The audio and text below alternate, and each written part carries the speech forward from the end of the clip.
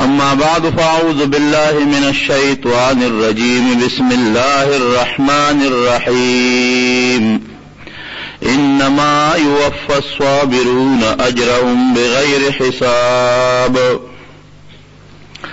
رب العالمین فرمائی کہ روجدار لزکم اجر ورکم اغبا 20 ساب اجری.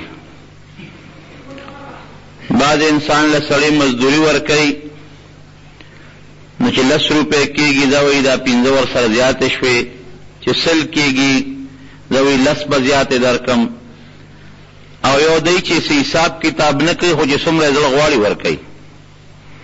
نو الله فرمای روجدارو لبز ثواب ورکم اجر ورکم خو پشمیر نه بشمیر او بی حساب ورکم. او یو حدیث پاک کې راځي الصوم لی وانا اجزی به. روجا دا زما د پاره عبادت ته، دا زما عبادت ته او د دې بدل بزور کوم. نو د مونږ د طالبان سوال کوي چې هر عبادت سړی کوي د الله د پاره کوي، مونږ د الله د پاره ده، د روجه د الله د پاره، حج د الله د پاره، زکات د الله د پاره. نو دلته کې حدیث قدسی ده چې الله فرمایي چې روجه هغه عبادت ته چې دا خالص زما د پاره، نو ټول عبادتونه د الله د پاره دي. زموږ علماء جواب کوي چې نور عبادتونو کې بیا دا یو شکی د ریا مونږ چې کوي نور خلک هم په خبرېږي، لکه دا راځي چې یاره خلک به مې موویني مونځ به کوم. زکات کې چې بل څوک نه خبرېږي، چاله چې ورکه خو نه خبر شو. صدقه چې چاله ورکه خو نه خبر شو. دارنګ حج چې دنیا نه خبرېږي، عمره چې ډېر خلک نه خبرېږي. واحد روجه هغه عبادت ته چې ته په بل څوک بغیر د الله نه خبرېږي. نور عبادتونو کې به الله هم خبرېږي، نور خلق به هم خبرېږي. الله لپاره هم شو کله کې دی دا نور خلقو سلک معمولی غونډه سوچ راغی نو ریام پکې رااله. او روجه چې ته څوک د خبر نشي، صرف الله د خبر شي نو اقص کېږي. زمونږ د دین یو کتاب د هدايه وتوي دا چې چا لیکلی د علامه مرغینانی رحمت الله علیه، اگر 14 کال روجه نیولې ده، بلکې یو قول کې یو مورخ 15 کال لیکلی دي. نو 14 کال هغه روجه نیولې ده او په داسې طریقې نیولې ده چې نور خلق خو سکه خپل خزه او بچیم ته نه دي خبر. بیبي والا روجه ماته راوړو دبو ته دلته ماته کېده ابا لاړه شاګرد ته आवाज وکړ ډوډۍ به د غرمې ولا راوړه. چې ډوډۍ به راوړه د غرمې به دلته کېده شاګرد ته आवाज وکړ راشه دا خورا. شاګرد به ډوډۍ خوړه وته ځه. بیبي ته आवाज وکړه شالوخي خالی شي اوسه. بیبي به دا ګمانو کو چې دا ډوډۍ د غرمې دوه خوړه، امینس کې به په طالب خوړلې و. نو 14 کال د الله د رضا لپاره روجې نیولې دي، خزه بچی ته نه دي خبر. نو روجه هغه عبادت ته کته ته څوک نه خبره او چې یو الله خبروم نو دقه سره روجه نیوي شي. نو ځکه حدیث قدسی کې رب العالمین فرمایي روجه هغه عبادت ته چې دې کې ما سره بل هیڅ څوک شریک نشتا. که څوک په صرف ما خبرای بل څوک را سره په خبرولو کې نه شریکای، بشک دا کار کولی شي. او د دې بدل بزور کو انا اجزی به. نو طالبان بیا سوال کوي چې د هر عبادت بدل الله ور کوي. نو د دې بدل او د نور میانس کې فرق دی. د نور عبادتونو بدل ممکن ده چې الله د فرشتو په لاس ورکی، او د روجې بدل به الله په خپل ور کوي. د نور عبادتونو اجر او ثواب به الله په عام انداز کې ور کوي، او د روجې بدل او ثواب چې الله ور کوي دا په یو خصوصي او خاص انداز کې ور کوي. لکه بادشاہ خلق الانام ور کوي، خو بعض انعام دی چې د هغې لپاره د دنیا خلق او د مشران او کشران روغ واړوي، بادشاہ نن راځي د انعام په خپل لاس ور کوي. او په یو روایت کې داسې دي چې انا اجزا به، د دې روجې بدل الله وي زما ذات ته زه بدلېما، یعنی زما دیدار د دې بدل دی. د روجې بدل دا الله دیدار دی. الله دې زمونږ نصیب کی. حدیث پاک کې راځي چې د قیامت پر ورځ باندې په دنیا کې چې دا خلق جمعې مانځل راځي، نو هلته کې خو یو ورځ د جمعه خالی اتوار پکې نشته، خو الله به نښې مقرر کړي. نو په هفته کې به یو ورځ خلق یو ځای کې ټول جنتیان راغونډېږي. څوک به د زمرودو په کرسۍ ناستي، څوک به د یاقوتو په کرسۍ ناستي، څوک به د نور په تخت او په کرسۍ ناستي، څوک به د سرو زرو په کرسۍ ناستي، څوک به د سپینو زرو په کرسۍ ناستي. دا ټول به راغونډ شي یو میدان کې جنتیان، او په دا کرسو باندې به کینی، او رب العالمین به ورته خپل دیدار وښیي. الله دې زمونږ نصیب کړي. د هغې خوند او خوشحالي به دومره خوند چې په جنت کې 80,000 کاله یو سړی د جنت خوشحالۍ تېرې کړي.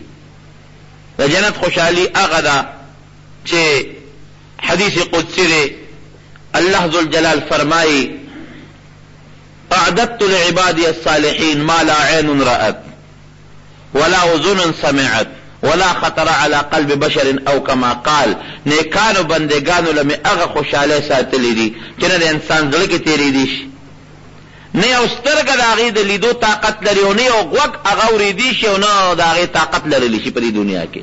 داسې خوشحالی دي.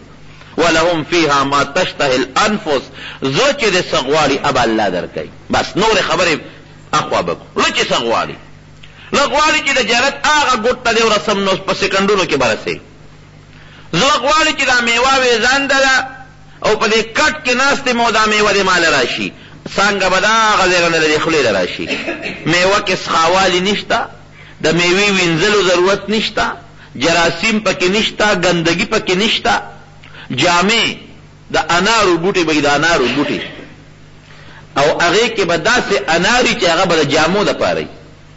انار به راوالی رو به شوکې چې په منځ یې مات کې، نو په هغې کې به د ریخمو جوړه پرته وي، د دانو په ځای به پکې د ریخمو جوړه پرته وي، او داسې قیمتي جوړه چې الله د جنتي د میلمستیا لپاره یو شی مقرر کړي، او الله په خپل قدرت انتها کړي، نو عقل پکې نه چلېږي. هغه جوړه به دې واچوي، دا مې نه ده خوښه، بله مې خوښه ده، بل رنګ مې خوښ دی، بله نمونه مې خوښه ده، بل ډیزاین مې خوښ دی، بل بوټي به وشوکې د انار په دا منځ یې مات کا. نه د درزي د جوړولو ضرورت شته، نه به خیرنېږي، نه به تې بویځي، نه به پکې سخاوالی راځي. د هر جنتي په دې کور کې 4 ولې به تېرې شوي، یو د اوبو اعلی قسم اوبه، یو د شاتو، یو د شرابو، خو هغه به داسې شرابي چې خوند به پکې وي، نشه به پکې نه وي، سرخوږي به پکې نه وي، یو به د اعلی قسم پیو. دا به ستا د هر جنتي د کور په منځ کې دا 4 ولې په باغونو کې ورته بیږي، دی به سکي، او د هغې د پاسه به ورته د ډوډۍ دپاره په بوتلو کې بندې قسم قسم اعلی قسم شربتونه ملاویږي، چې په هغې په هغه بوتل یو سیل لګېدلی، دا کوکاکولا بوتل یا بل چې کولاوی په هغه چابی کولاویږي، په هغې به یو سیل لګېدلی، هغه سیل نو نه د مشکو خوشبویي دي، د مشکو ټاپه به پې د پاسه لګېدلی. نبی کریم صلی الله علیه وسلم نه یو صحابي تپوس وکړو، وی د الله رسوله، وی دا ولی چې دي په دې کې به خټه وي، وی او خو خټه به څه شي وي، دا به مشک او عنبر به هغه ولو په منځ کې، وی کاڼي به پکې وي په هغه ولو کې، وی بلکل کاڼي به مي ابسي ابه لالونه او یاقوت او مرجان به دوړه پکې شته د الله رسوله، وی او جنت کې دوړه هم شته، خو خاوره نه، ابه زعفران به الوزي به خوشبویه به کوي. الله دې زمونږ نصیب کړي. یو بل صحابي د نبی علیہ السلام نه تپوس وکړو، وی د الله رسوله خلق به پکې فصل کوي، زرغونتیا به پکې وي. نو نبی علیہ السلام مبارک مسکی شو، وی یو سړی به الله ذوالجلال ته سوال وکړي چې الله زما شوق دی ځان دې لږ غنم کرم، حالانکه غنم وکړ ته څه ضرورت دی، وی پروردګار به ورته تخم ورکړي چې ها واخله وکړه، د جنت په ځمکه کې به وکري، کرل، لویدل، ریبل، لو کېدل، دا ټول به د انسان د سترګې پرب کې وشي، او دومره غنم چې د غرونو برابر نشي به تې جوړې شي. الله به ورته واله بني ادمه پیسه موړ نه شوې، خیر دی، هماقه د دنیا وږې راغلې ده، په غنم وسکه چې غنم دلته وسکري مفتو کې د خیراتي ډوډۍ میوه قسم قسم خوراکونه راځي ته بیا د هغې د پاسه غنم غواړې اسونه به یې پکې اسونه عایشه صدیقه رضی الله عنها فرمایي د نبي علیه السلام نه یې تپوس وکړه چې اس به پکې وي خو د دنیا د اس په شان نه د هغې به وزرین به الوزي بام د یو ځای نه بل ځای ته قسم ولهم فیها ما تشتهي الانفس الله قرآن کې فرمایي چې زړه کې د څه تېرېږي یا به درته میلاوېږي زه اکثر یو خبره کوم چې په دنیا کې چې سړی یو نعمت حاصلوي نو چې مشقت وکړي نو الله وله ورکړي دولت خدای پاک سړي له ورکړي بچي وله ورکړي جامه وله ورکړي بادشاهیت وله ورکړي ډېر خلک چې بادشاهۍ ته رسېدلي لیکن یو شی دی که په دنیا کې دا ټول ساینسدانان او ډاکټران را جمع شي نو هغه د انسان په وس کې نه ده هغه د انسان شکل بدلېدل دي که دویم چې د ما دا شکل دی داسې نی بل شان دی شي دا کیدی شي نه همدغه شکل به د دنیا ټول ډاکټران را یو ځای کا ټول ساینسدانان را یو ځای کا ټول قابلان او حکیمان یو ځای کا خو چې د چا کمې دوه سپېمې دی او دوه سترګې دی او دوه غوږونه دی او کم رنګ دی دا به نشي بدلولی پوډر موډر به ومږي خو 2 منټه پس به بیا لاړ شي په هغې د انسان شکل نه بدلېږي رنګ یې همغه دی ذاتي چې کمې دی نو که دنیا طاقت هر نعمت به حاصل کې خو شکل نشي بدلولی او په جنت کې به بازار لګېدلی بازار که څوک وایي چې زما دا شکل نه دی خوښ بل شکل مې خوښ دی نو په شیشو کې به شکلونه پراتی هغه شکل کې به ورننوځي شکل به هم بدل شي خو په نښه نښانه به پېژندلی کېږي کور ته به راشي بیبي به ورته وایي ډېر ښایسته شکل ته خو ډېر مزېدار یې ډېر اعلی دا دومره ښایستهوالی د کوم ځای نه راغی وی ښځې ته نه خبر وی نه وی د پروردګار دیدار مې کړی دی د الله دیدار مې کړی دی نو چې د الله دیدار وکړم او د ما شکل خشته نشي نو پسه به خشته کېږي نو د جنت او یا زره کاله خوشحالی الله دې زمونږ نصیب کړي زنانو دپاره خصوصا حدیث پاک کې راځي د جنتي زنانه په سر چې کوم سرپیچه کي سر چې تور غوندې رومالي د بوډاګانې ښځې پې سر تړي کم سرپیچک چې سر یې پې تړلي د هغې قیمت به دنیا او دنیا کې چې څه دي د هغې ټولو نه به زیاتي او که دومره خوشبویي چې د جنتي ښځې په دې نوک د پاسه کېدي د نوک برابر خوشبویي دنیا ته راله د خوشبویۍ د لاسه به څوک په دنیا کې ژوند تېر نه کړي او که جنتي ښځه خپل لاس یا خپله پنډۍ یا خپله سنګل دا دنیا ته راښکاره کړي د نور نه زیات د نور رڼا به ختمه شي دومره الله تعالی انسان له هلته حسن ساتلی دی او قیمتي قیمتي څیزونه یې ورته ساتلی دي او دا ټولې خوشحالۍ چې ستا په زړه کې څه تېرېږي او یا زره کاله چې پکې تېری کړي الله دې زمونږ نصیب کړي او یو سیکنډ د الله دیدار وکړي دا ټولې خوشحالۍ به درنه هېرې شي د الله د هغه یو سیکنډ د دیدار د خوشحالۍ د وجې دومره خوند او دونه لذت دی د الله په دیدار کې نو دا روجې یو اجر او ثواب زما رونو دا دی چې انا هغه بل روایت کې انا اجزا به د روجې بدل زیم الله وی زما دیدار دی چا چې روجه ونیوله زما دیدار کله چې روجهدار پېشمني ته کښېني پېشمني ته او راغون شي او پېشمنۍ کوي دا نیت وکړي چې الله زه سار دا راتلونکې ورځ ستا د رضا دپاره لوږه تنده برداشت کوم او روجه نیسم یقین وکړئ رب العالمین په دغه خلکو خپل خصوصي رحمتونه نازلوي فرشتو ته وایي د دې پېشمني والو دپاره زمانه سوال وکړئ چې کوم سوال وله تاسو غواړئ هغه وکړئ چې وله ورکم او چې کوم وخت کې روژه ماتې ته کښېني او الله نه سوال وکړي نو د دعا رب العالمین قبلوي دا د روژې برکت او د روژې فضیلت او په دې آیات چې انما یوفى الصابرون اجرهم بغیر حساب حساب کتاب نشته بې حسابه رب العالمین فرمایي زه روژهدار له اجر ورکوم نورونو د رمضان روژې تقریبا په ختمېدو روانې دي مونږ خو خوشحالي وي چې اختر به راشي بېشک اختر خوشحالي ده او د روژې خوشحالي ده لیکن زړه کې یو افسوس هم پکار دی چې افسوس که دا روژې زیاتې وي نو الله ما به زیاتې نیولې افسوس که دا ورځ اوږده وه نو ما به د اوږده ورځ نیوله ولې د اوړي په هغه اوږدو ورځو کې الحمدلله مونږ روژې نه دي نیولې څه چې ورځې اوږدې راځي بیا به یې کوو که 15 به م نیولې وی نه میاشت ونیسئ میاشت ونیسو که 2 میاشتې وې انشاءالله چې غون کال د الله له طرف نه حکم و نو پروردګار به مونږ رضا کوه هغه کال به ولغونډې مونږ روژې نیولې نو زما وروڼو روژه یو برکتي میاشت ډېره د برکت میاشت اوس یو 2 عمله د دې روژې په دې اخر کې مسلمان له پکار دی چې هغه وکړي یو عمل د صدقه فطر چې موږ ته سرسایه وایي. صدقه فطر والا عمل کول چې کوم سړی مالداري هغه به صدقه فطر ورکوي. مالدار دا چې کوم انسان سره د 2.50 تولو سپینو زرو قیمتي 2.50 تولې سپین زر چاندي د هغې قیمت ما خو حساب نه کړی خو غالبا 6,000 روپۍ خو حساب جوړېږي دا ورسره نغدي وي. یا یو ښځی هغې سره 9 تولې کالي وي سرو زرو خو نور څه مال ورسره وي که نه خو چې 9 تولې سره که نور مال ورسره یو ښځې زنانه سره نو بیا که توله کالي وي ګورې به صدقه فطر ورکوي.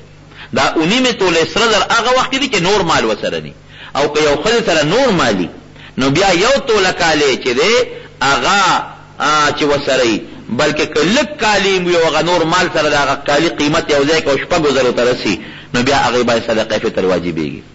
چې کوم سړي باندې په خپله صدقه فطر واجبي نو به د ځان نه م ورکوي او د نابالغه اولاد نه به م ورکوي. او چې کوم بالغان بچي وي یا ښځی نو که د هغوی د طرف نه ورکوي نو هم ورکولی شي. خو د ده ځان او د ده د نابالغه بچو صدقه فطر خو پې واجبه ده خامخا به یې ورکوي. خو د ښځې او د بالغو بچو د طرف نه که ورکوي هم ورکولی شي. که هغه ښځه او بالغ بچي ده سره اوسېږي دی یې کفالت کوي نو که د هغوی نه تپوس هم نه کړي نو صدقه فطر یې ورکولی شي. او که هغه د ده ډوډۍ نه خوري ده په کفالت کې نی او د بالغو بچو ورکوي نو د هغې نه دې تپوس وکړي چې بچو ستاسو د صدقه فطر ورکوم اجازت دی بیا ورکولی شي. که یو سړي سره نقد مال بالکل نشته خو د 2 کوره دي یو کې اوسېږي یو یې د ضرورت نه زیات دی نو که هغه کور چې د ضرورت نه زیات دی د هغې قیمت هم 6,000 ته رسي نو صدقه فطر به ورکوي. یو سړي ځمکه ده نو که دومره ځمکې وي چې د ده په سپوره ډوډۍ پې ګزاره کېږي بغیر د ترکارۍ او د انګولي نه نو بیا هم پې صدقه فطر واجب دی ورکوي به. او ورکوي به یې کله وره بعضې خلک وایي مونږ غریبانان یو په مونږ صدقه فطر نشته. د ضرورت نه زیات سامان د کور هم د ضرورت نه زیات ساماني ادې بیه که 6,000 ته قیمت لري صدقه فطر به ورکوي. ټي وي د ضرورت نه زیات شی دی ښه ټي وي دا ضرورت کې نه داخلېږي د ضرورت نه زیاتي شی دی نو که دا بلا ټي وي چا کوي او قیمت 6,000 صدقه فطر به خامخا ورکوي. د څوکۍ یو ټوپک دا په ضرورت کې راځي. د زمیندار غوا میخه یا قلبه دا په ضرورت کې راځي. او که د دې نه زیات څاروي ساتي د ضرورت نه زیات د قلبې نه زیات د غوا میخې نه زیات نو د هغې قیمت ته وجنګوي که 6,000 ته ورسېد نو د هغې به خامخا صدقه فطر ورکوي. د یو ټوپک تماچې نه زیات ورکوئ د هغې قیمت ته وګوري که 6,000 ته ورسېدل یعنې 2.50 تولې سپینو زرو قیمت ته نو خامخا به صدقه فطر ورکوي. زمونږ د زنانو جامې جوړې وي دا خو د ضرورت جامې دي د ضرورت جامه خو یو ده یا 2 دي یا 3 دي نهایت دا 3 جامو نه زیات دی چې یو جوړه په 10,000 او په 15,000 او په 6,000 کېږي دا خو د ضرورت نه زیات شی دی. زنانه سره خپل مهر دی او کالی یې دی زنانه خو مونږ تباه کړې برباد یې کړې. خاوند ته وایي دومره به وله مهر کې 10 تولې به کې 20 تولې به کې او بیا وله هم هغه خاوند نه زکات ورکوي او نه صدقه فطر ته پرېږدي نو د زنانه غاړه بنده شوه. نو ګوره زنانه ستا د کور خدمت کوي تا ته ځان وقف کړی دی ستا کور ساتي تا له پېشمنې تا له ځمکه جارو کوي نو د هغې غاړه بنده مه ساته غاړه وله خلاصوه. که صدقه فطر پې واجبي نو یا وله پیسې ورکه یا وله ته ورکه صدقه فطر او یا هغې له اختیار ورکوې د دانه لږ کالي خرڅ که او صدقه فطر پې ورکه. نو به هر کیف ورکې به کله صدقه فطر دا د اختر چې سبا راوخېږي نو واجبېږي چې د اختر سبا راوخېږي واجب شو. خو یاره که یو سړی یې مخکې ورکوي په رمضان کې ورکوي دې وخت کې ورکوي نو هم ورکولی شي خو ټیم یې هغه دی چې د اختر سهار راوخېږي نو صدقه فطر به ورکوي او د اختر د مانځه پورې دغه بهتر وخت چې د اختر مونځ لا نه شوی او که د اختر مونځ وشو نو بیا به هم صدقه فطر ساقطېږي نه خو هغه ثواب یې نشته کوم چې د اختر د مانځه نه مخکې اجر دی. حضرت عثمان رضی الله عنه نه صدقه فطر هېر شوی د اختر مونځ چې وشو ورته یاد شو نو یو مریی یې آزاد کړ مریی خو د بدو پیسو نبی کریم صلی الله علیه وسلم له راغی د الله رسوله ما نه صدقه فطر هېر شوی د اختر مونځ شو نو بیا مې یو مریی آزاد کړ ما له به الله ثواب راکړي وی غاړه خو د خلاصه شوه خو که ته 100 مریان آزاد کې هغه ثواب به ونه ګټې کم چې د اختر د مانځه نه مخکې سرسایه ورکولو کې اجر دی نو مخکې ورکول پکار دی. یو کس له هم ورکول شي او ګڼو له هم ورکول شي. په جمعات مه لګوه صدقه فطر، په لار به نه لګې، دا د غریب حق د غریب له ورکه. څومره به ورکې صدقه فطر؟ نو غنم یا اوړه یا د هغې قیمت پوکم 2 کیلو، 5.5 پاوه پاخه او پوکم 2 کیلو ترې جوړېږي. په دې زمانه کې رواج د اوړو دی. عام معمول په دکانونو کې غنم نه خرڅېږي، خلک اوړالې اوړه خرڅوي. نو احتیاطاً د اوړو په حکم 2 کیلو قیمت ولګوئ. ما خو خبره اوس حساب کړو تقریبا 30 روپۍ ته جوړې دی. احتیاطاً که 50 روپۍ تاسو ورکې نو ښه خبره ده. احتیاطاً 50 ورکې، خو 50 ګورې اصل صدقه فطر نه دی چې زما پکې غاړه بنده نه شي. د په حکم 2 کیلو قیمت تاسو لګوئ چې څونه ته جوړېږي. دا ما ته احتیاطاً 50 روپۍ وې د یو کس په سر، دا صدقه فطر ورکې. دې کې ځان له غاړه مه بندوئ. زموږ علماء مثال ورکوي، وایي د رمضان دا روجې دا صدقه فطر یې ني، داسې مثال دی لکه مرغۍ چې وزرې نه لري. مرغۍ چې وزرې ولري نو پر به شي. صدقه فطر د روجو چې دې ورکړه دا روجې به دې پر شي او د الله دربار ته به ورسېږي. یعنې ستا بدني عبادت راغی، د مالی عبادت راغی. الله ته دې دا وښوله چې پروردګاره زما بدن هم تا ته وقف، بدنی عبادت هم در تکوم، او پروردگار زما مالم تا توقف، مالی عبادت هم در لکوم. نو صدقه فطر په دې کې ناراستی مه کوئ، لازما صدقه فطر ورکئ او خپله غاړه خلاصه کړئ. چې کوم غریبانان هغه چا لی ورکئ چې په هغه په خپله صدقه فطر واجب ني، هغه انسان لی ورکئ. بل زمارو اختر دی الله په خیر راولي، خو اختر کې یو څو کارونه سنت دي. یو دا چې د اختر پر ورځ به وختي پاسېدل. دویم غسل کول، غسل به کوئ. دریم نوې جامې اچول، که نوې ني نو خپلې جامې ووینځه او پاکې کا، هغه جامې واچوه. خو که وس دې کېږي نو د اختر پر ورځ باندې نوې جامې واچوه. نبی کریم صلی الله علیه وسلم په لاره روان، دا د روجې خوشحالي ده. ګورئ یو ماشوم جاړل، نبی علیہ السلام مبارک ورته ورنږدې شو، بچې ولې جاړې؟ وی پلار مې نشته، یتیم یم. دې ماشومانو ته ګورم چې د دې ماشومانو نورو جامې شته او زما جامې نشته. خیرنو جامو کې دې نورو بچو جامې شته، خفه کېږي که نه ماشوم؟ دې نورو بچو نوې جامې دي زما دې ملګرو اچولې دي. نو په دې جاړم چې ارمان که زما پلار جمدې وې نو ماله به هم نوې جامې اغوښتې. د نبی کریم صلی الله علیه وسلم په زړه کې ډېر زیات رحم، زر یې بوته کور ته او حضرت ام المؤمنین ته وربوته بیبي ته، او شابه دې د جامو انتظام وکړي. پاکې جامې یې وله نوې راوړئ. پخوا خو به خلکو د پرتوب په ځای به یې لنګ و، لکه د حج چې څوک دی عمرې لدی، او د کمیس په ځای به یې صادر پاو. دا 2 صادرې مزېدارې خشته 2 صادرې وله راوغوښتلې او دې بچي له یې ورکړلې. او زه بچې بار بچو سره لوبې کوه. نو چې بار راووت نو خوشحاله او خندلې، ډېر زیات خوشحاله. نبی علیہ السلام مبارک پې راغی، وی بچې څنګه؟ وی دا نه محسوسوم چې د ما پلار مړ دی، زه یتیم یم. چې د رسول الله مبارک غوندې مشر زمونږ دی نو مونږ یتیمانان نه وي، زمونږ پلاران جم دي. دا ګورې حقیقت دی. اوس هم پکار دی کله چا په ګاونډ کې یتیمي هغې له جامې والی، کله چا په ګاونډ کې یتیمانان او غریبانان یې ستا وس کېږي نو چې خپلو بچو له الې هغې له واله. په ماشومانو رحم وکړئ. رحم یو حدیث کې راځي من لم يرحم صغیرنا ولم يوقر کبیرنا فلیس منا. څوک چې د ماشوم په سر د رحم لاس نه راکاږي او د مشر قدر نه کوي، نبی علیہ السلام مبارک فرمایي دا زما طریقې والا نه دي. پیغمبر علیہ السلام مبارک سره ماشوم اوسېده، حضرت زید بن حارثه رضی الله عنه چا را تختولی، حضرت خدیجه رضی الله عنها ته وقف شوی او بیا خدیجه رضی الله عنها پیغمبر علیہ السلام له ورکړ. او نبی کریم صلی الله علیه وسلم ځان سره اوسو لویوي دې د چانه ماشوم. پخوا به د امریان خرڅېدل نو خلکو به د ماشومان تختول، دې نه به تختو مثلا کراچۍ ته هلته به بازار کې خرڅ کړ، او به تختو کابل ته هلته به بازار کې خرڅ کړ. نو دې د مور او پلار نیازبین بچو او مور او پلار یې امیرانو، ډېر مالدارو او ډېر خوبصورت. او حضرت زید چې را تختول او خرڅوي په یو بل خرڅېده خدیجه رضی الله عنها ته راورسېد او خدیجه رضی الله عنها پیغمبر علیه السلام ته وقف. مور به ورپسې جړل، چغې به یې والې او اکثر به د ځان نه د سر ویښته ایستل چې نور به راوخت نو دا مور به د نور ته راله وبدرېده. ای زیده چې ته به نور ته ولاړې او که سوري ته به که باران به شو نو مور به یې راله د باران شیبو ته به ودرېده. ای زیده بچیا چې پتا به د باران دا شیبې ورېږي او که نه ته به چې ته غاړې ته داسې به غر ته به وخته او چغې به یې والې جړل به که نیازبین بچی چانه څوک وتښتئ او زمانه د غلامانو نو په غلام څوک چاته پروا ساتي.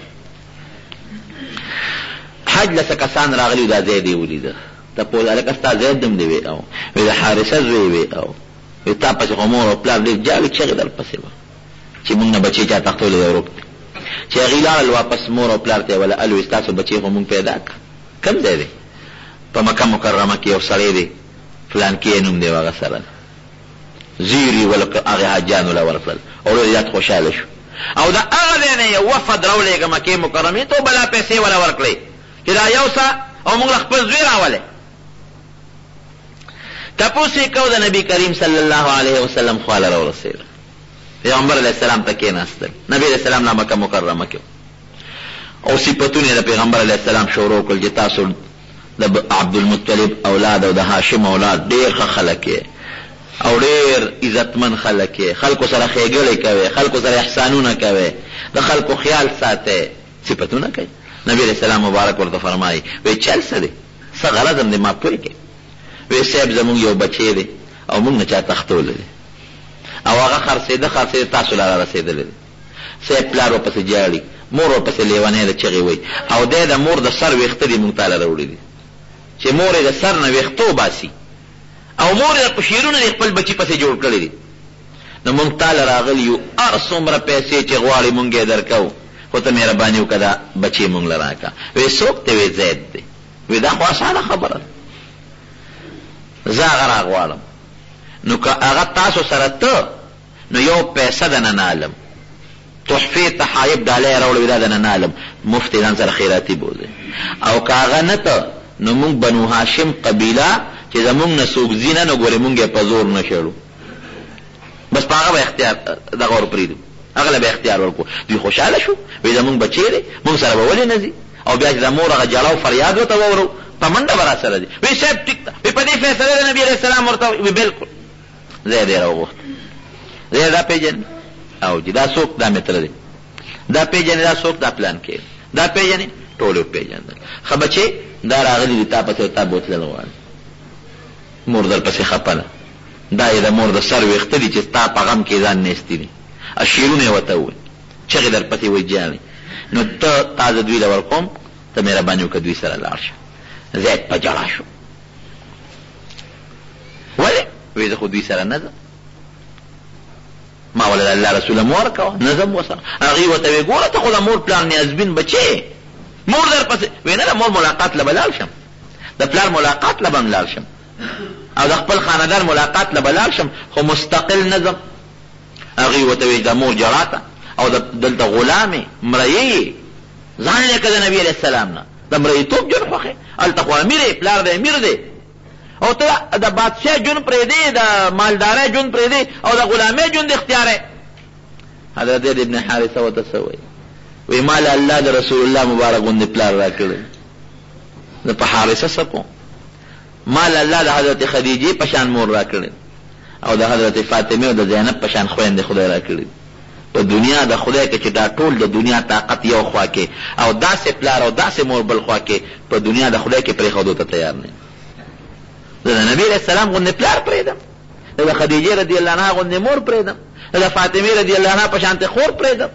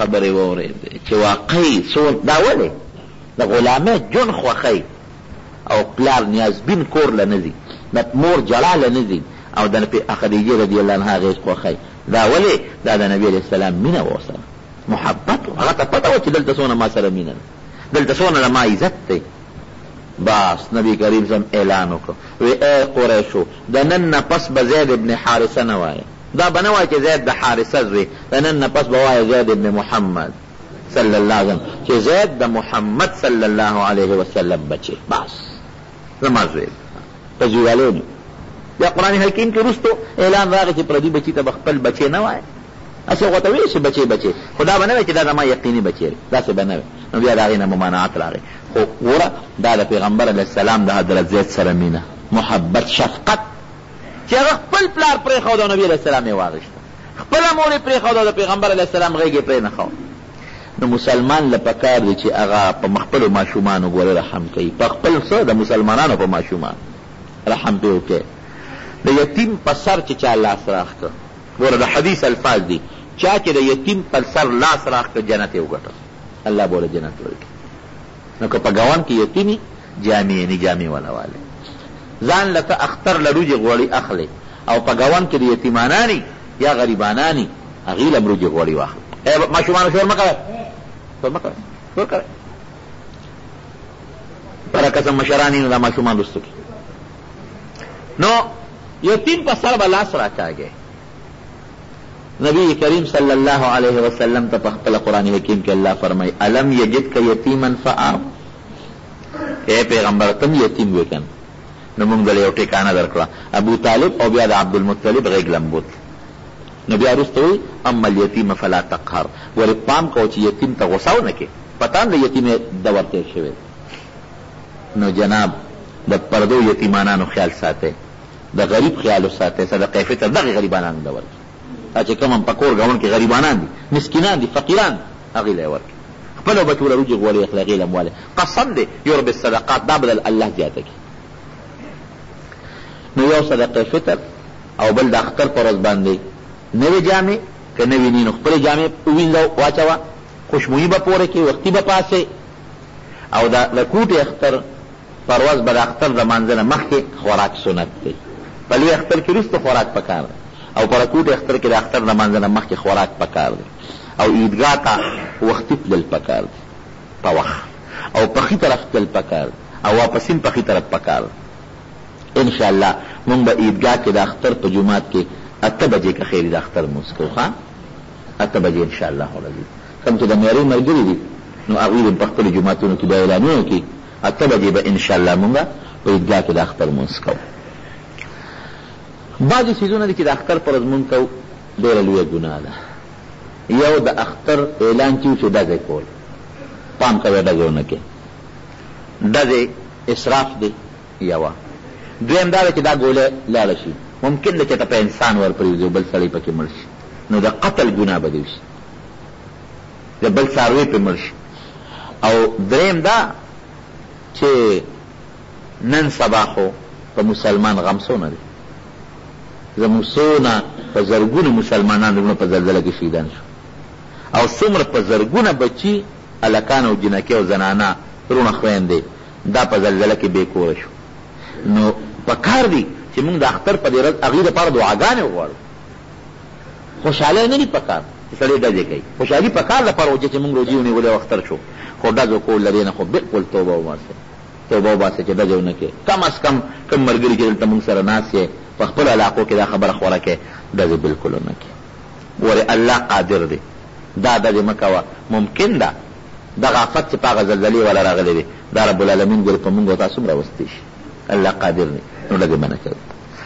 بل خلک عموما د اختر پر ورځ زنانه او نارینه هلکان مقبرې ته ځي دا رسم دی رواج دی ګناه ده بلکل به د اختر پر ورځ نه دی هلته هلکان هم ځي جنکې هم ځي او بې ستري او بې حیایي کوي پلار له مور له قبر له مبارکۍ لازم نه مبارکۍ پکې نشته په شریعت کې 2 رکعاته نفل وکړه مور ته وبخه 2 رکعاته نفل وکړه خپل مړي ته وبخه صدقه وکړه هغوی ته وبخه په بله ورځ ځکه نه د اختر پر ورځ تل دا یو رواج مونږ جوړ کړی دی رسم هم جوړ کړی دی بلا جنکه ولا کان خزه ونرل ته میله لګېدلي په قبرونو کې مور دې چې په بله ورځ یاده کړی یو که نه پلار پسې په بله ورځ یو 5 روپۍ خیرات کړي یو که نه رسم دې جوړ کړی مور لږ دلته پرې کوتک براو مور او پلار خو تا د لاسه درګړي ته دې قبر ده دلته دې ولا بیخ استه کوتک دې براو پې ډوډۍ دې نه ورکوله کنځل به ورته کول اوس د اختر پر ورځ بابا یاد شو بابا دې مبارکې لازم په ژوند دې ورته چې ته ښه جوړه اغوستې وه بابا ته که نه بابا دې په ژوند کې پکړ چې ته خیال ساتلی و که نه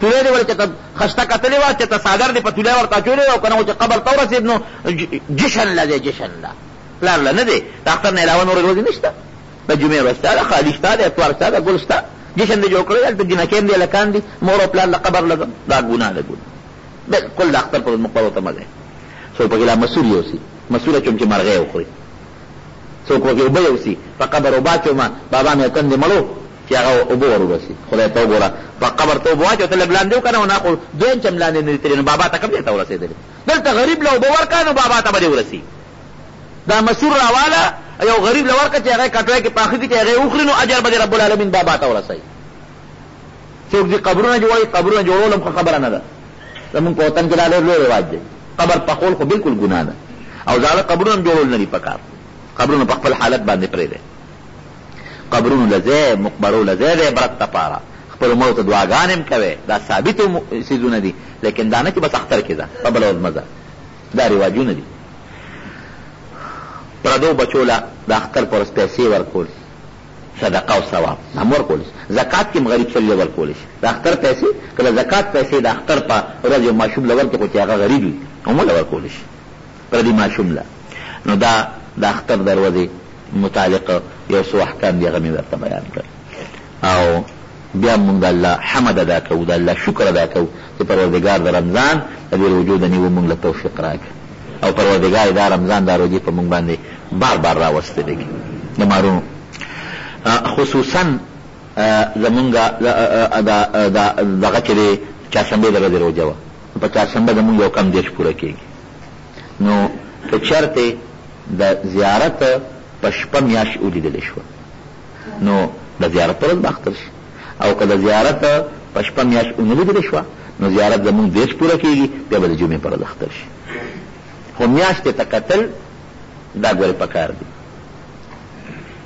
چې کوم څوک داسې کوله فضا وي یا لوړ ځای وي نو میاشتې ته وګوره او بیا بعضې خلک میاشت وویني شهادت نه کوي ګوی نه کوي دا ګوره غټه ګناه ده ولې چې تا ته پته چې اختر دی او بیا هم ته ګوی اونه کې او ستا په هغه ګوی اختر نه شي نو ډېره لوی بوج دی وګټه یا مه ګوره میاشتې ته چې میاشت چا ولیدله فورا دې موږ سره رابطه وکړي یا رضا ورته دې لاړ کړي سابق صاحب هغه به ورباندې فیصله وکړي او دا مو وایه که په یو کم دېرش شي دا به نه وایي چې یو مو خوړه دا خو په ځان د ګناه اقرار کول دي کله میاشتې یو کم دېرش وي کله دېرش وي نبي علیه السلام مبارک چې کله د اختر روژې فرض شوې نو په مدینه منوره کې 9 کاله د اختر د رمضان روژې چې فرض شوې مخکې نورې روژې وي 9 کاله د رمضان روژې نیولې دي په 9 کالو کې 7 کاله یو کم دېرش او 2 کاله دېرش نیولې دي د دې نه معلومېږي دا چې د یو کم دېرش دا روژې دا زیاتې دي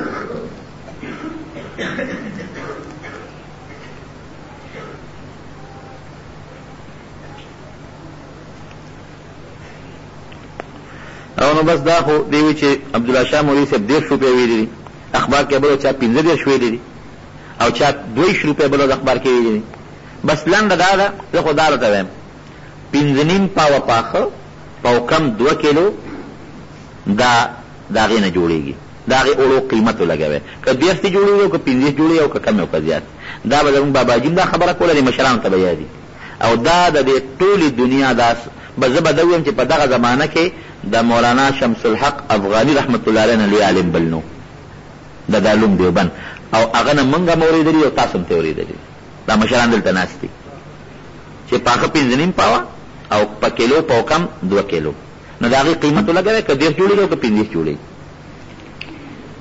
او دا جومات د درو موږ سره لږ کمې دی زموږ د جومات کې درې لږې کمې دي نو که څوک په رمضان کې صدقه کول غواړي خیرات کول غواړي لوی اجر دی پکې نو زموږ جومات کې درې کمې دي هغې دې بیا د درو لپاره څه انتظام وکړي رمضان کې اجر پکې زیات دی مونځ پې کېږي دلته ماشومان پې سبق هم وایي نو موږ سره درو کمې دي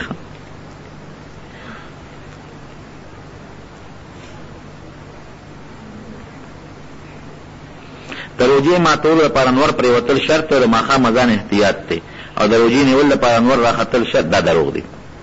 نور پرېوتل یو نور زمونږ د نظر نه غیبېدل دي، دا خو دی خو غرونه دي اونې دي، نو زمونږ د نظر نه غیب شي خو لا پروتې نه، احتیاط پکې لګه.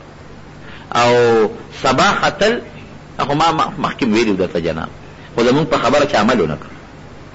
سبا نن په یو منټ د پاسه په 15 بجې ما سره چې کوم حساب دی، یو منټ د پاسه په 15 بجې نن سبا ختلی دی.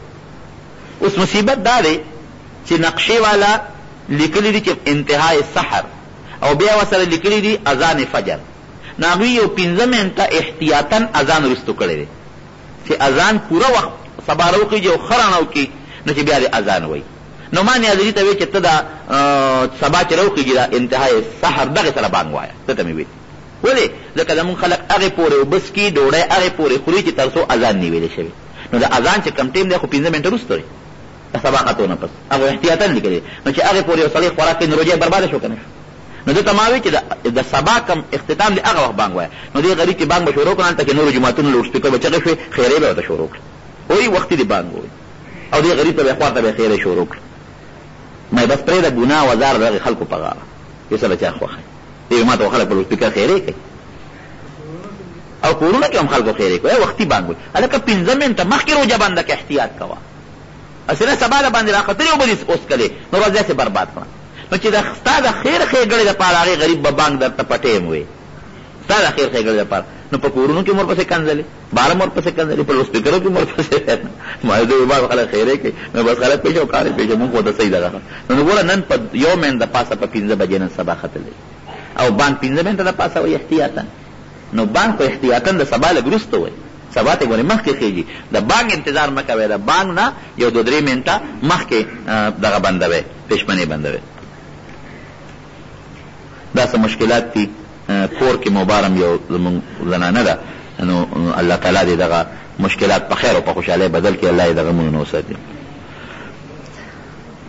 مور ته او ناواده کړې خور ته سرسانیه ورکول، مور له خو به نه ورکې، مور له پلار له بچو له به نه ورکې. خور که دې غریبه نو هغې له صدقه فطر ورکولی شي، سرسانیه خورهي له ورکولی شي، رور له ورکولی شي که غریبي، رواره له ورکولی شي که غریبي. اعتکاف کی سگریٹ سکل زه خو یم پوډر والا راوړی، سګرټ نه پوډر، او ټي وي ورته هم پکې په جومات کې ولګوئ چې سم ډله دا خواهش یې پکې پوره شي. جومات کې سګرټ څکل څونه لویه ګناه. نبی کریم صلی الله علیه وسلم فرمایي چې جومات ته راځې پیاز به نه خورې کچا، اوږه به کچا نه خورې، ولې خولې نه به دې بوی ځي، فرشتو ته ضرر دی. نو پیاز او اوږه حلال شی دی، خو چې جومات ته راځې نو نه به خورې کچا. نو سګرټ څونه څښا بوی کوي، څونه ګناه دی، ورلو فرشتو ته ضرر کوي، مسلمان ته ضرر دی، او حرام شی په یو خوا ثواب ګټي. یعنی سګرټ څکل حرام دي، او اعتکاف سنت دی. نو سنت عبادت کې حرامو نه ځان ساتي، دې نه ځان ساتل پکار دي. کم ملګري چې اعتکاف کې ناست دي، انسان دې بعضې وخت به هغه د سګرټو بلد وي، هغه په دې اعتکاف کې د الله د رضا لپاره توبه وباسي او سګرټ یې پرېږدي.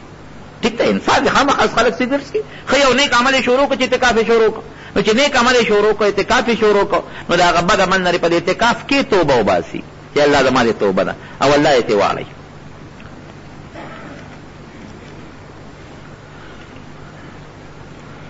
قضا عمري 5 منځونه داسې ګپ شپ دی ښه، نو بس اجازت نه وخته شو. قضا عمري داسې شی دی چې په دې اخیري جمعه کې 5 منځونه وکړي، او په دې نیت یې وکړي چې که زمانه په دې ژوند کې کوم منځونه قضا شوي نو دا 5 به وکړم، او دا به د هغه ټولو دپاره بدل وګرځي. خدای ته وګورئ عقل هم دا مني ووایله غوندې نه. دا دې کې یو حدیث شته، خو هغه موضوعي دی، مولا لقاري په موضوعات کبرا کې راوړي دي، هغه موضوعي کار ځانه جوړ کړی دی. خپل منځ چې دنه پاتې شو لاول خو به قضا کې نه، او چې دنه پاتې شو فوري به کې، دا نه چې ګنې ته 5 منځونه وکړو بس په سر اخلاص سره، دا خو خلک تباه او برباد کړه. منځونه به خلک نه کوي، او بس راځي په اخیری جمعه کې 5 منځونه کوي او بس خیر او خلاص. ولې مونږ چې غرق شو ځان لم کونډه وسولولې، او ځان لم تندي وسولول، او دا خلک چې تباه او برباد شو، تر راځه بس 5 کوو بس مونږ سره برابر شوي. خدای زمونږ هم قبول کړي او تعالی دې خدای وس درکړي چې قضا منځونه راوګرځي. نو داسې قصې پیسې ځانه جوړې کړې دي او دا قصې پیسې پکې نشته. ښه په صورتونو پیسې اخیستل جایز دی او که نه مړه ټول چل ولا مولا ته جوړ کړی. په صورتونو پیسې اخیستل ناجایز دي. په قرآن باندې پیسې اخیستل په صورتونو ناجایز دي. خو که مولا له دې له 100 روپۍ خیراتي ورکړي نو هغې کم کوپر راغی. په صورتونو پیسې دنا دي. هغه دې دا نیت نه کوي چې د صورتونه دې چې ماته څوک پیسې راکړي. ته دا نیت مه کوه چې د ماته صورتونه ډول پیسې ورکوم. او نور په صورتونو پیسې اخیستل بالکل چې قرآن ویلي لپاره چې ماله خلک پیسې راکړي دا خبره نه. قرآن د الله د رضا لپاره ویل پکار دي چې الله رضا شي. عبادت د الله لپاره پکار دي. او که څوک خیراتي کې الله صلی 100 روپۍ ورکړي نو دغه دا خبره څه بده خبره نه. ښه دا یو څو کسان وفات شوي دي. یو خو زمونږ د نیازلي ترور وفات شوي و نن خو یو اهم اجلاس و هغې ته تلم اوس ناوخته راورسېدم.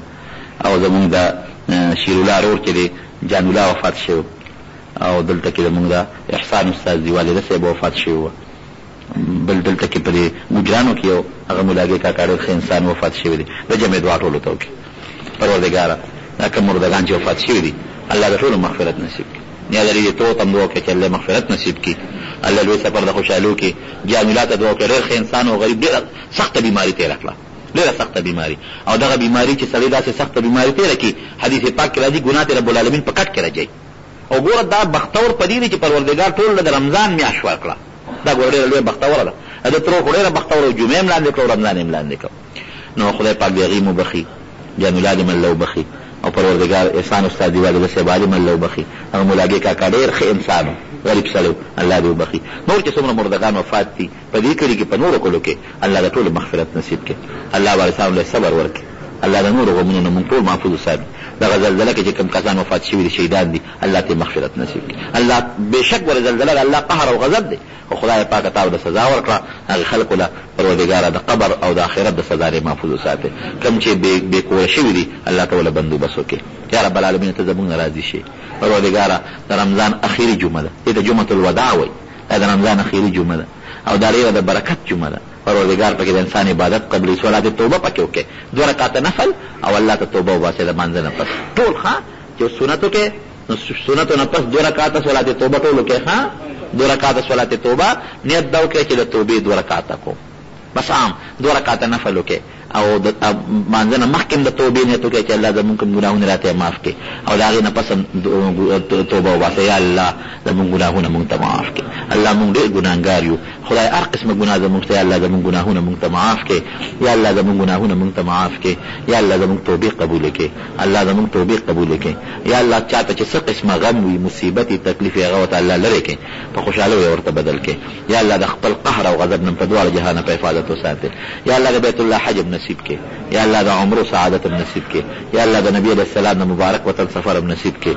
یا الله که څوک مریضان دي ته ول شفا ورکړي. یا الله مریضان کورونو کې هسپتالونو ته ول شفا ورکړي. څوک مردگان دي مغفرت نصیب کړي. څوک قرضدار دي تنگ دست دي د حلال رزق نصیب کړي. الله چې څوک دې منزل جی جمعه ته لږ ځای نه راغلي دي الله په یو قدم ولا په دنیا کې او په آخرت کې اجرونه نصیب وګرځول کړي. پروردګاره زمونږ په حال رحم وکړي. یا الله زمونږ په حال رحم وکړي. د قبر د عذاب نه مو ساتي. د قدم د سختۍ نه مو ساتي. د فتنو نه مو ساتي. د جګړو نه مو ساتي.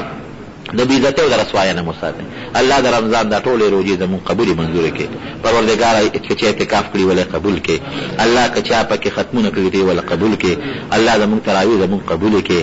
او پروردګاره زمونږ بس عبادت یې هسې عادت هم کړی الله ته په مضبوط عبادت باندې قبول او منظور کړي. یا الله په مونږ بار بار د رمضان روزې راوستلې کړي. الله په مونږ بار بار د رمضان روزې راوستلې کړي. الله چې څوک په کم تکلیف کې او په کم مصیبت کې مبتلا دی الله په خیر او عافیت اخلاص کې. الله زموږ مردگان مشران چې څومره وفات دي مغفرت نصیب کې. الله مونږ ته زموږ کشرانو ته د اسلام او د ایمان د هدایت زندگی نصیب کې. پروردګار ایمان هم نصیب کې. پروردګار اسلام هم نصیب کې. الله زموږ د زنانو په سرونو د حیا او د پردې پردې صادر واچي. الله د رسوایۍ او د بېعزتۍ نه محفوظ وساتي. الله چې د چا څه قسم مقاصد وي حاجتونه شرعي الله ته یې وله پوره کړي. پروردګاره که د چا یو بل سره روانې دشمنۍ دي هغه طرفګنۍ دی هغه وله په روغو باندې بدله کړي. الله زمونږ د ټولو مسلمانانو اتفاق او اتحاد نصیب کړي. یا الله مجاهدین چې په کومه ځمکه دي الله ته یې کامیاب کړي. الله چې څومره کافران دي که امریکا ده او که برطانیه ده پروردګاره ته مسلمانان کړي او که اسلام په قسمت کې نه په خپل قهر تباه او برباد کړي. یا الله د افغانستان د مسلمانانو امداد وکړي. الله د عراق د مسلمانانو امداد وکړي. الله د فلسطین د مسلمانانو امداد وکړي. الله د کشمیر د مسلمانانو امداد وکړي. یا الله د امریکا او د هغه ملګري چې کوم دی د مسلمانانو د پاسه په قهر پراته دي خدای ته دغه کافر ذلیل او خوار کړي. الله زمونږ بیت المقدس د کافرانو د لاس نه آزاد کړي. خدای زمونږ د عربو د ځمکې نه د پلید قدمونه وباسي. زمونږ په پاکستان کې چې خدای کوم د امریکې او د نور پلید قدمونه دی الله دا د دې نه وباسي. الله زمونږ د حکمرانانو مشرانو په زړونو کې د اسلام مینه واچي. الله د دین مینه پکې واچي. مونږ ته په خپل وطن کې د قرآن او د سنت نظام وښودلی کړي. پروردګاره تم د فتنو نه وساتې، تم د غمونو نه وساتې، تم د مصیبتونو نه وساتې، تم د اختلافاتو نه وساتې. الله تعالی تم د اتفاق زندگی نصیبه کړي. او خدای ته مونږ سره زکات سره حج سره مینه او شوق پیدا کړي. عبادت سره مینه او شوق پیدا کړي. او خدای د ګناهونو نه زړه تور کړي. یا الله د ګناهونو نه زړه تور کړي. یا الله د ګناهونو نه زړه تور کړي. الله خیر وکړي په خپل د کلمه نصیب کړي. لا اله الا الله محمد رسول الله.